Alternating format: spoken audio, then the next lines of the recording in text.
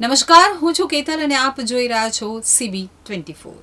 અમદાવાદમાં ગણેશ વિસર્જન માટે સંપૂર્ણ તૈયારીઓ થઈ ગઈ છે। મ્યુનિસિપલ કોર્પોરેશન દ્વારા પણ કૃત્રિમ કુંડ બનાવી દેવામાં આવ્યા છે। અમદાવાદ મ્યુનિસિપલ કોર્પોરેશન દ્વારા વિસર્જન માટે 49 કુંડ બનાવવામાં આવ્યા છે। 8 કરોડના ખર્ચે કૃત્રિમ કુંડ તૈયાર કરાયા છે। તો અમદાવાદમાં કુલ 40 સ્થળે કૃત્રિમ કુંડ બનાવાયા છે। મોટી સાઇઝની મૂર્તિના વિસર્જનનું રજીસ્ટ્રેશન કરવામાં આવશે। ફાયર વિભાગની 5 ટીમ વિસર્જન કુંડ ખાતે તૈનાત કરવામાં આવી છે। સૌથી વધુ 13 કુંડ પશ્ચિમ ઝોનમાં બનાવવામાં આવે છે। તો ગણેશ વિસર્જન માટે એએમસી દ્વારા તૈયારીઓ કરી દેવામાં આવી છે। કૃત્રિમ કુંડમાં ગણપતિજી વિસર્જનનું આયોજન કરવામાં આવ્યું છે। શહેરમાં એએમસી દ્વારા વિસર્જન માટે 49 કુંડ બનાવ્યા છે। તો 40 સ્થળે કૃત્રિમ કુંડ બનાવવામાં આવ્યા છે। લોકોને કોઈ પણ જાતની તકલીફ ન પડે તે માટે ખાસ ધ્યાન રાખવામાં આવી રહ્યું છે। તંત્ર દ્વારા કોઈ અણબનાવ ન બને તે માટે પણ ફાયર વિભાગની ટીમ તૈનાત રાખવામાં આવી છે।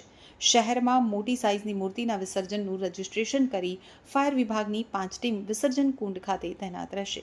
શહેરમાં સૌથી વધુ 13 કુંડ પશ્ચિમ ઝોનમાં બનાવવામાં આવે છે।